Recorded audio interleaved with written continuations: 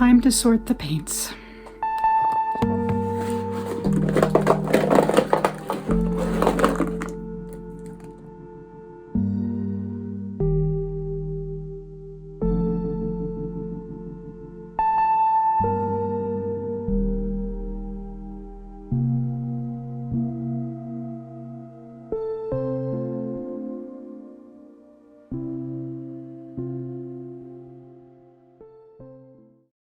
If you've been painting for any length of time, you know that paints add up after a while. And if you're anything like me, you don't like to throw away or waste anything. And so around this time of year, usually in the first month of the year, I start sorting through everything and making sure it's organized. And but I almost have never thrown away a tube of paint. And I'll tell you why.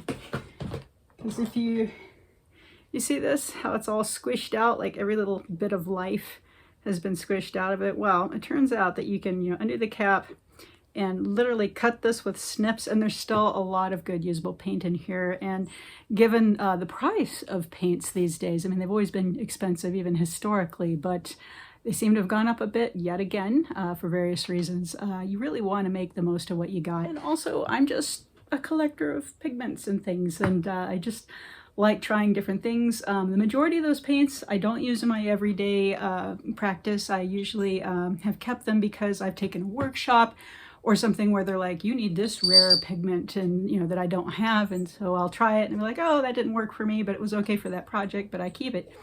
I just love pigments. I just love how they are all very different because unlike oil paints, well, I guess oil paints have their differences too, but watercolors, it's not just the color of the pigment itself. It's also, each one has a different particle size and they behave differently. Some of them are more staining, some of them are more opaque, some of them can lift very easily. And so you can have one shade of red that you'll need several different properties for. But what you're seeing there, that is a collection literally of almost 20 years of paints, because they don't really go bad if you store them correctly. And Skeeter's like, I've had enough of being filmed.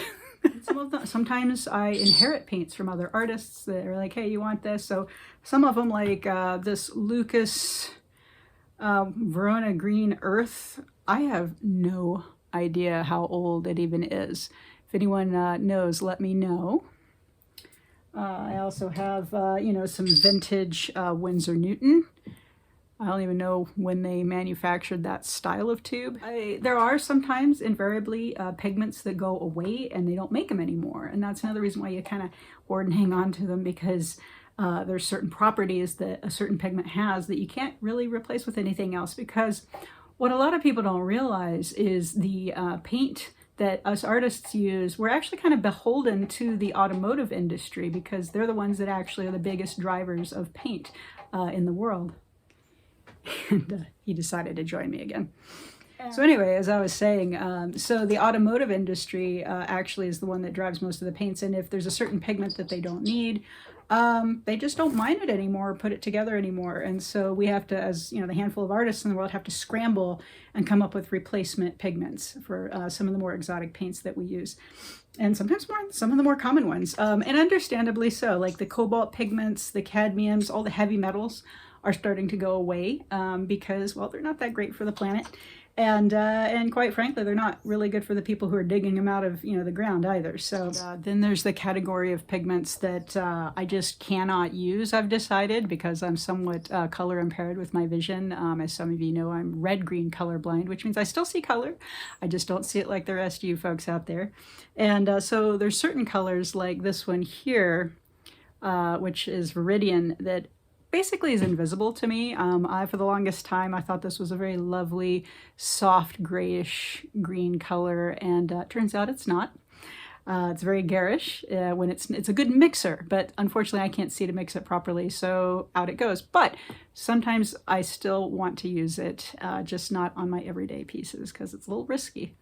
And then there's the other class of pigments that I have, like Aureolin, which are beautiful, transparent, gorgeous, perfect in every way, except they are not entirely light fast. Over time, this beautiful yellow turns to a kind of a grayish brown when it's exposed to too much sunlight. So this one can be used for illustration work, you know, things that you can copy and stuff like that, but something that you're going to hang on the wall, not so much. So that one had to go out. But once again, you know, I still, you know, can use it. It doesn't go bad. It's tiny, doesn't take up a lot of space, so I keep it. So what pigments do I use on an everyday basis? Well, it depends. The ones that you saw me sorting, a lot of those I do not use every day, but some of them are my workhorses. And those are the ones that I usually end up putting in my smaller plein air palette when I go outdoor landscape painting. And I list them here, so lest I forget what I have there, because sometimes I have trouble telling them apart. Even after all these years, because I do move them around. I do try new paints. I'm like, yeah, I got tired of this one. I want to try this new one on my palette. But right now, my main landscape palette consists of Quino Yellow, Yellow Deep, Permanent Yellow Deep, I can't remember how to say it. It's an orange, like Windsor Orange, basically. Pyrole Red, Perylene Maroon, Permanent Rose, Cobalt Violet, Blue Apatite, Ultramarine Blue, Cobalt Blue, Cobalt Turquoise light, Jadeite, Perylene Green, Green Apatite, Light Red, and I can't read this one because I got paint on it. Raw Sienna, it's called Hematite Scarlet, burnt umber, and a black I mix myself, which is generally ultramarine blue, burnt umber and ultramarine blue, and a touch of Payne's gray just to darken it up a bit more. And this larger palette here, this is from the company Richardson's, and it's just plastic, but it's really nice because it has all these different wells. And then I got this off the internet. It's a Chinese porcelain gadget. I love it for mixing because this is cool for really big mixes, but once again, my color issues, I have trouble sometimes they mix together and I can't see if something accidentally got into my mix. So I use this, and I have a smaller one that I take also with landscape painting, or even when I'm doing a project here. I just love these. If you're interested, let me know. I'll see if I can rustle up a link for these. They're just the best because they're heavy, they don't blow away, and they come very clean after you're done. They don't tend to stain like the plastic does. And you know what? I was going to list all of these, but I realized that this is supposed to be a short vlog, so we'll save that for another day. And with my current penguin project of the day that I'm going to finish after I'm done talking with you guys, I'm experimenting. I'm doing what's called a little blue penguin, and they actually do have a bluish sheen to their feathers mixed with black. And so I've been trying some unusual pigments for some, just as an experiment. I've got Blue Apatite Genuine, Lunar Black, I've got Windsor Blue, which is basically a phthalo blue, and Indathrone, which is a really neat kind of a blue jean denim blue.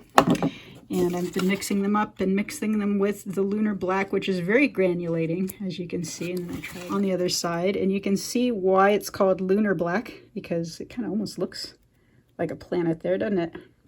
It's very, very heavily granulating, and so that's the effect I want to get with my penguin, and you'll see. And here is Mr. Blue Penguin himself. Going to take one of these combinations and put on his head and on the side here. So stay tuned. Okay, so I'm going to go and finish that penguin right now, and hopefully I'll have something to show for it. Thanks again so much for sharing your time with me here in my studio, and I look forward to chatting with you again soon.